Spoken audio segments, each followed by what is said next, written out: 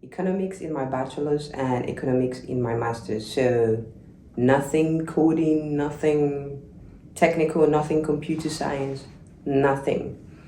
And I got into tech, and everyone has been asking, how were you able to do it? What did you do? What skills did you have to learn? This video would be giving you all those details.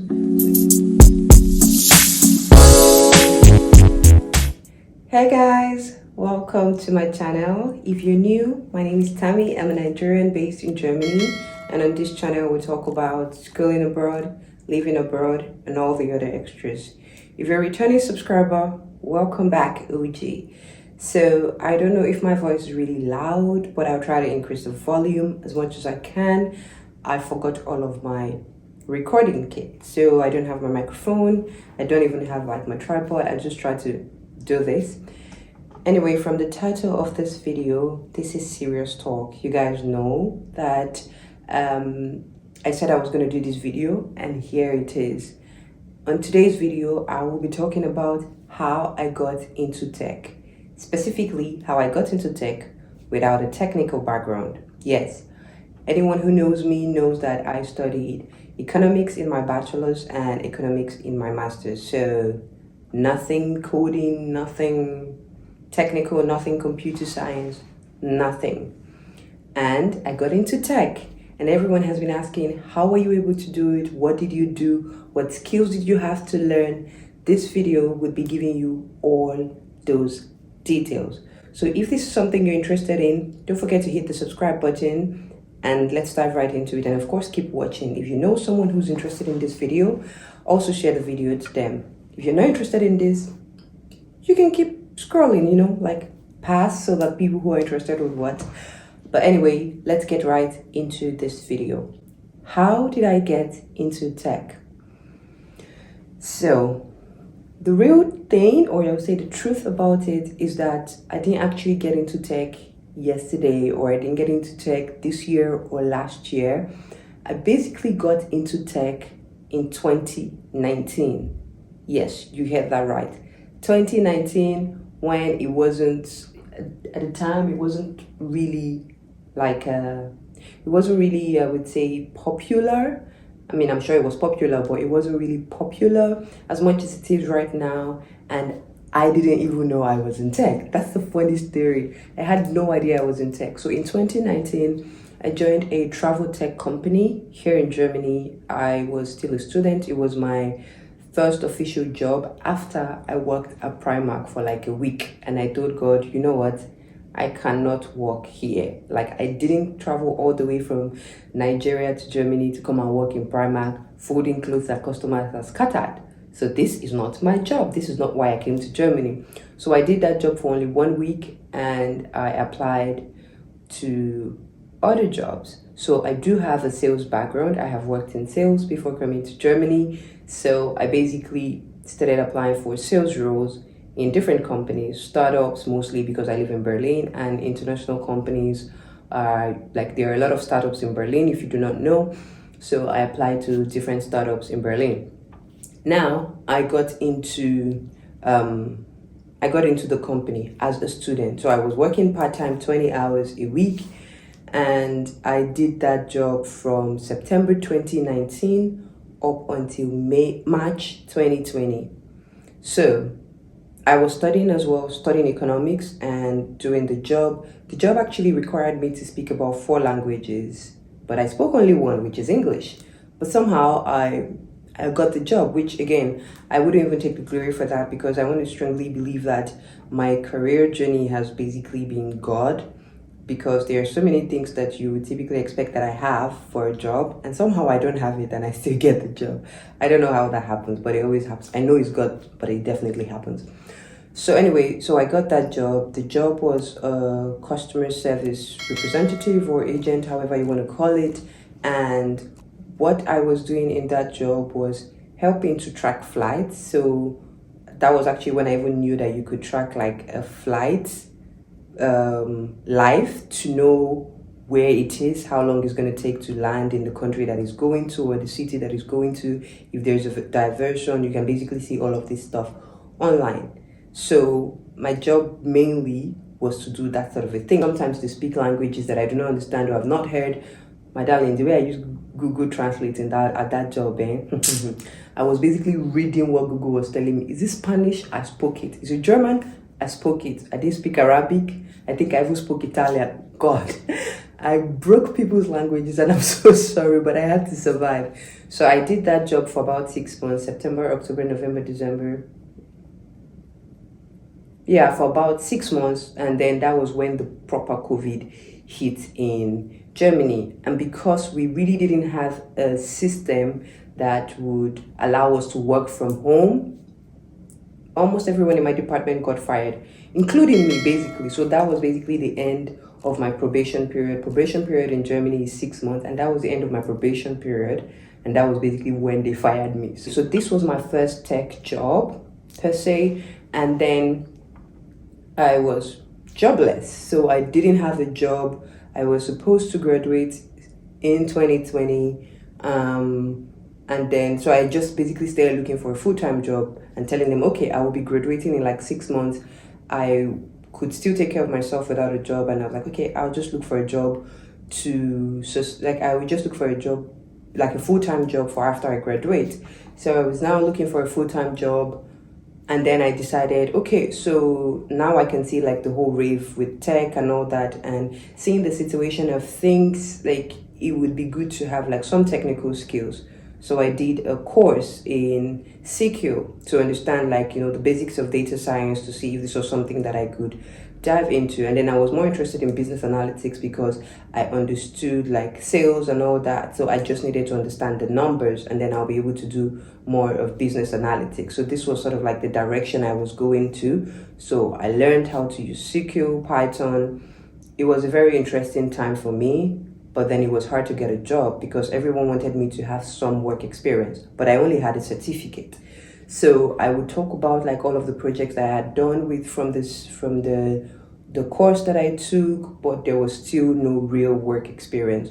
So that was like a really big problem. I remember even one company that said, okay, again, still that was more of a, that was in the hospitality space. The company was in the hospitality space, so not tech. And they said they were going to give me an opportunity, like they were going to teach me and all that. And, as a working student, again, part-time, they were going to teach me, but somehow last minute, they pulled the rug under me. And I'm like, okay, you know what? Let's just rest. Let's just finish school before we think of anything. Now, there was a 1 year gap. So from March 2020 till December 2020, actually almost 1 year, I didn't have a job. I was really looking for a job. It wasn't like I was sitting down. I didn't have a job. I was broke. But this video is not even about that. But so I didn't have a job for about a year. And then when I was now ready to get back into it, I started thinking, what was I going to do? I do have knowledge of SQL, and I do have my sales experience, and I also have the experience, like the customer experience from the travel tech company. So what do I do? So I started doing my research to understand what the demands were in the market, what were what were companies looking for. I also didn't have like great German skills, so I knew that I couldn't really do like strictly German speaking jobs. So I was specifically looking for international companies. At some point, I almost got into the education sector, actually to work with a university here in Germany. But again, that was something that didn't work out. So I decided, okay, what was I interested in again? Now this was now the cryptocurrency rave and all that. And I felt, okay, I do have some knowledge about cryptocurrency. I had started investing in cryptocurrency. I knew a little bit about it. And I felt like it would be interesting to understand what's happening behind the scenes.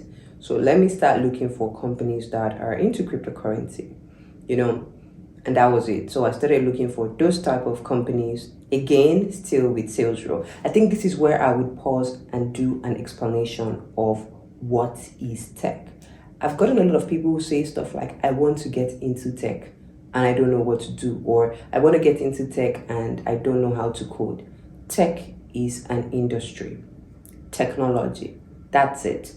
It is not a job, it is an industry. It's also like saying pharmaceutical industry. It's also like saying hospitality industry. It's also like saying finance industry. It's basically an industry, and in every industry they need everybody, right? Let's use tech for example. So in a tech company, you have a tech company, you need people to do different things in the company. You need a finance person, an accountant to do the numbers, of course. You need HR personnel to hire. You need of course, the developers to develop your product. You need the salespeople to sell the product. You need a project manager to manage projects. You need a cleaner to clean the company. Like, so you need basically everyone. Same way in a hospital, you basically need someone to do the numbers. You need someone to handle the hiring of doctors and nurses. So this is basically what tech is. So when you say you want to get into tech and you don't know how to code, I usually think you don't even know what tech is in the first place.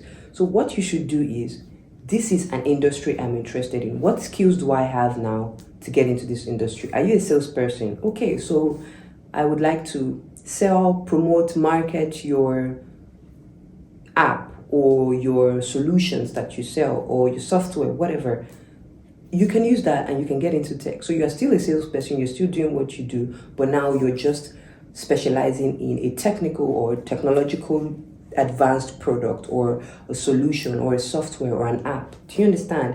And they're like different areas: software as a service, product as a service, infrastructure as a service, IaaS, PaaS, SaaS. So these three areas. So it's for you to search, which of these areas am I interested in? Then of course, if you also want to be in the coding part of things, now you have like back end, front end, iOS, Android, full stack developers. There are different areas you can now choose, or even the data scientist or data analyst.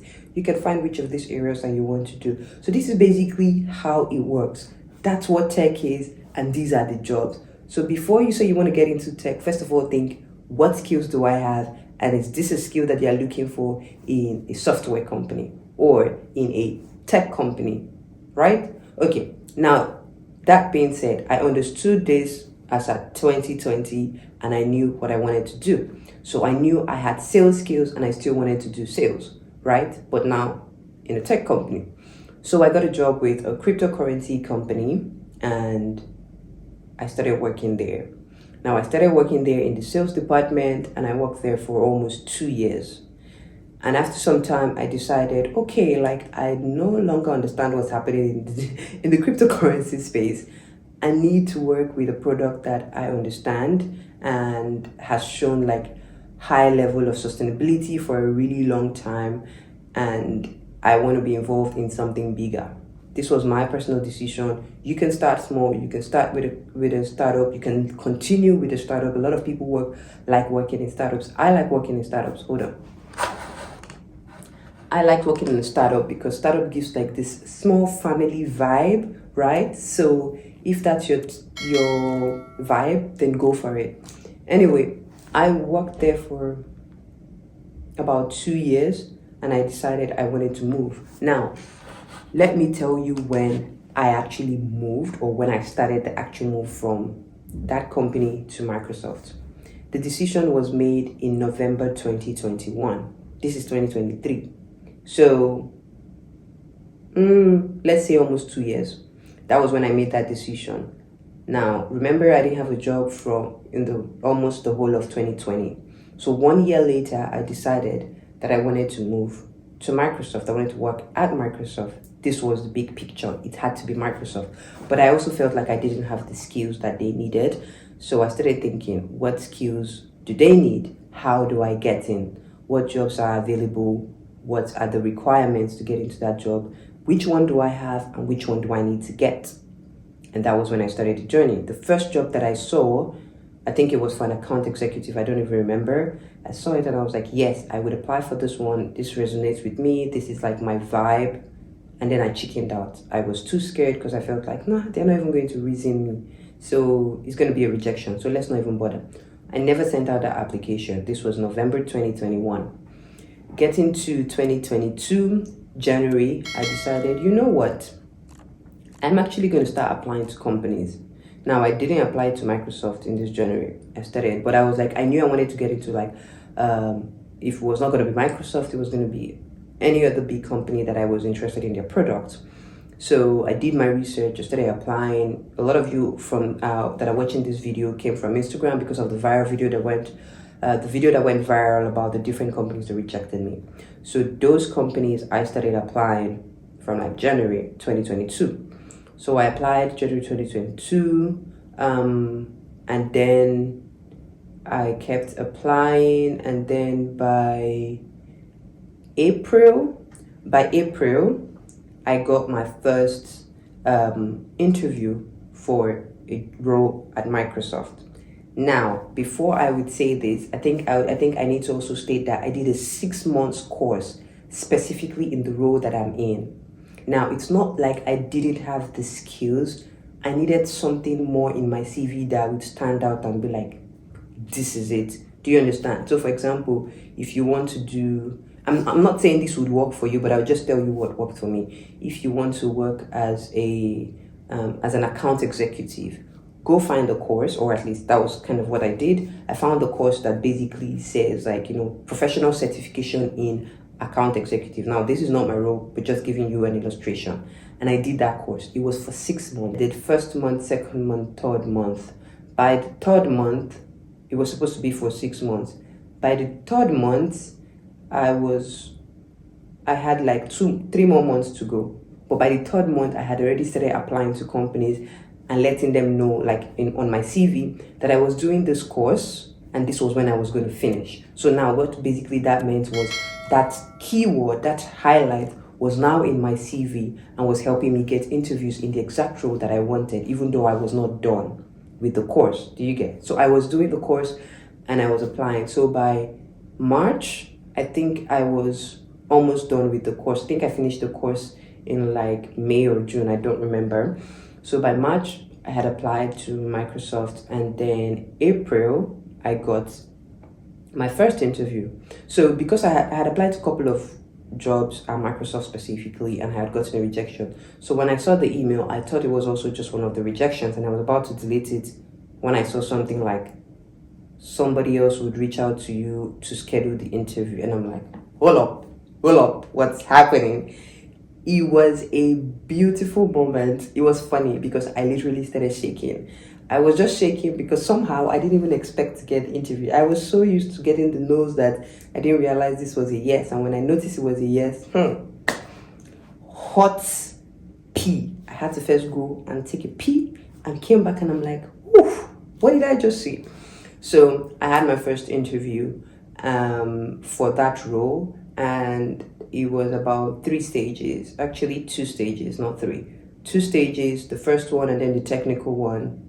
That was all, which was great because I had done so much research and I had seen that I needed at least 4 stages of interview to get into Microsoft. So I was ready for the 4 stages. I was doing interviews with other companies and it was usually like 4, 5, minimum 3. So seeing 2 was like, 2?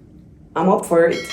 So I had this interview, passed the first stage, and then the second stage. So the second stage required me to have to speak German. The second stage, I had to do an entire presentation in German. I was really scared. I don't speak German to that level, for anyone who's wondering. So this was a big feat for me.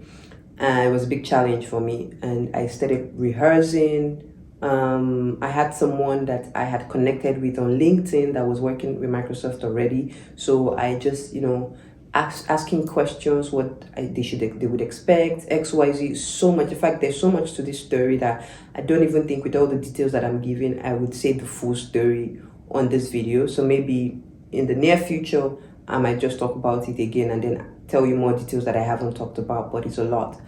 So she spoke German and she's German. So what she did was we had this call where I was rehearsing with her and speaking German, and she would tell me if I was right or if I was wrong. And then there was something I decided to do. I prepared 2 presentations decks, one in German and one in English. Remember, I was supposed to do it in German, but I also needed to know what I was saying, first of all, in English. So I had this 2. And I just prepared and I said, you know what? if push comes to shove and I cannot do this thing in German, I still want them to know that I know what I'm saying. So I would ask if I can do it in English and do it in English. So that was the plan.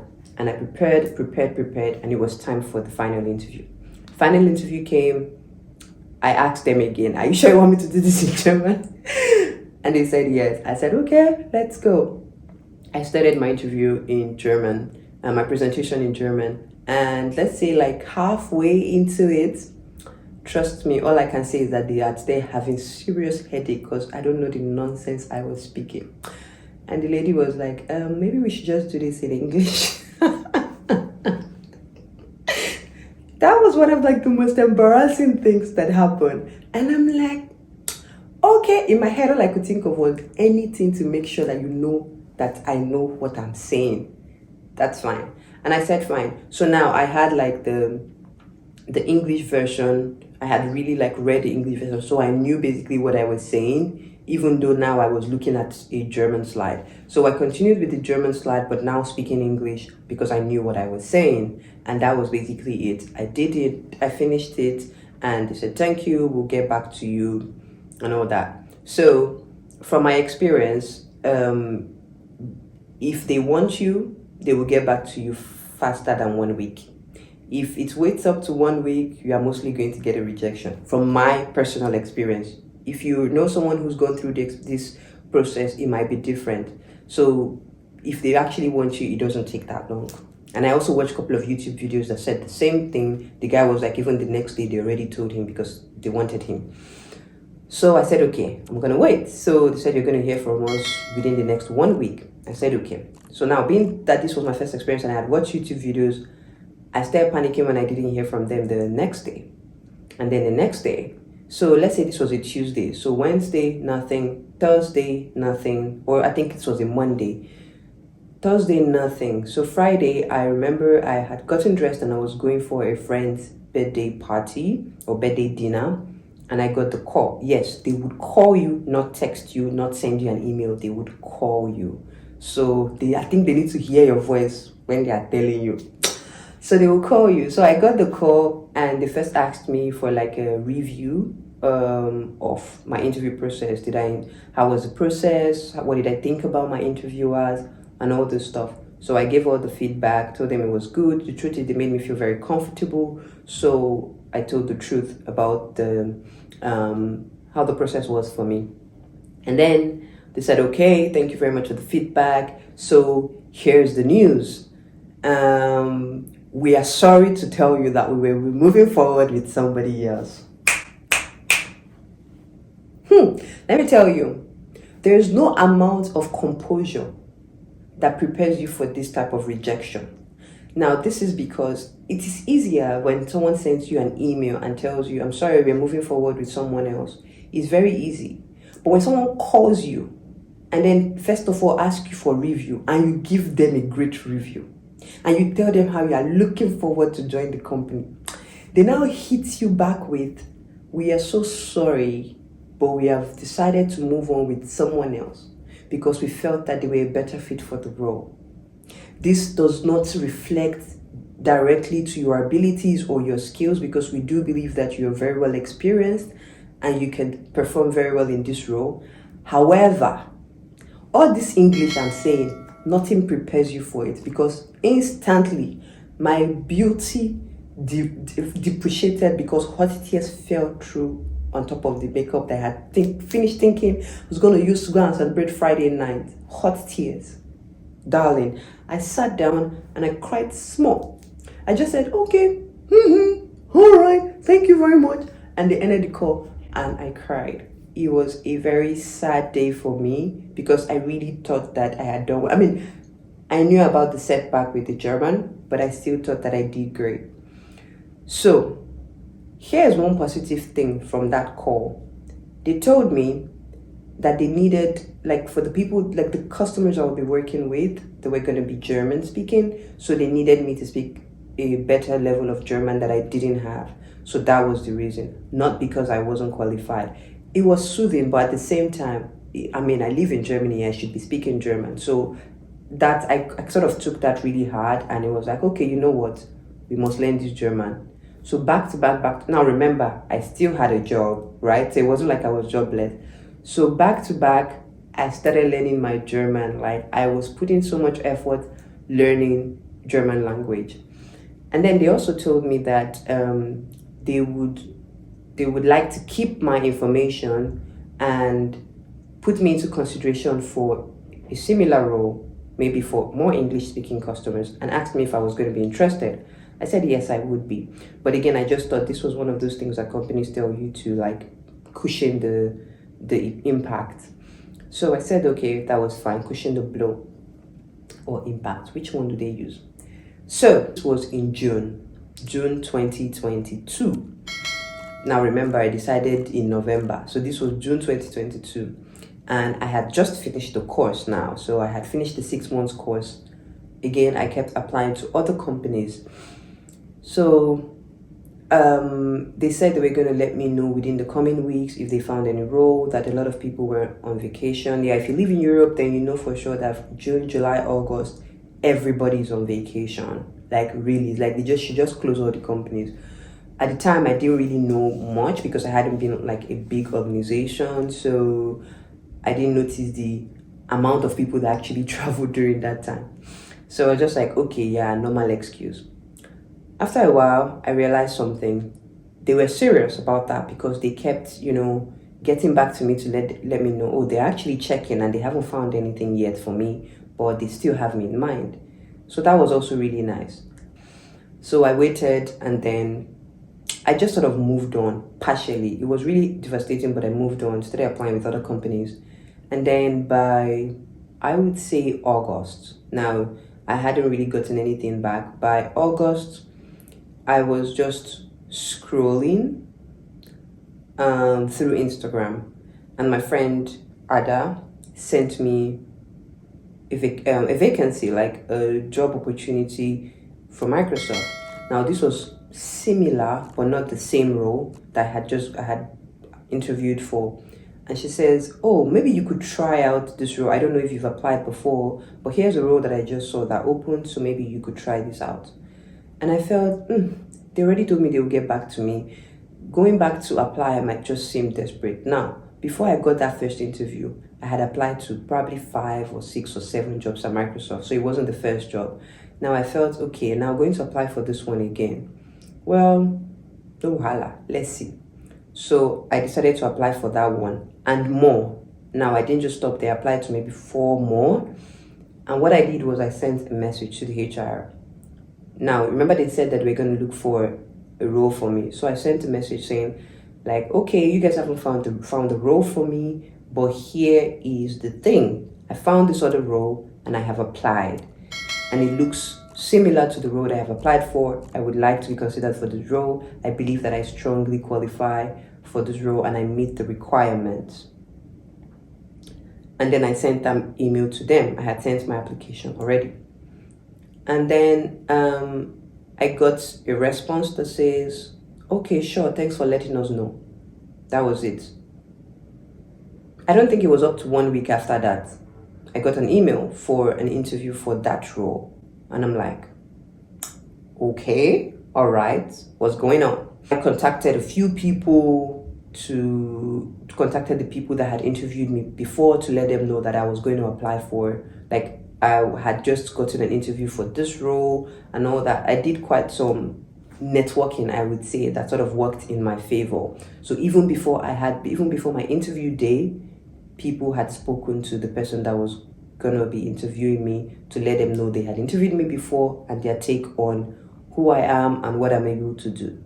So now I think this is the part where I will tell you to keep communication with whoever has interviewed you before, even if they did not give you a job, because they could still speak highly of you. So I prepared for the interview again like I had not prepared before, brought out my old notes, read up. And I had the first interview. And then I think one of the questions that they asked when they said, oh, do you have any questions? Or one of the questions I asked when they said, do you have any questions for us? I said, should I be moved on to the final stage? Again, it was still 2 stages. Should I be moved on to the final stage of the interview? What skills or what would you highlight that I should do great at, or what kind of questions or what things would you like to see that would make me to be successful in the final interview? And then they answered the question. So the answer was more personal, in the sense of like who I am, my work experience, the fact that I have a master's degree, the fact that I have a company. These were areas that I needed to highlight on, because they were those were the things that actually made me very qualified for the role. So they basically just told me to highlight all of my skills and stuff, and my experiences, XYZ. That sort of gave me a hint that I was going to be moved to the next level because of how easily they answered that. Again, I could be wrong, maybe I wasn't going to be moved, but that was how I felt. And yes, within 2 days, I think 2 days, I got the email that I was moved to the next stage, which was now the final stage.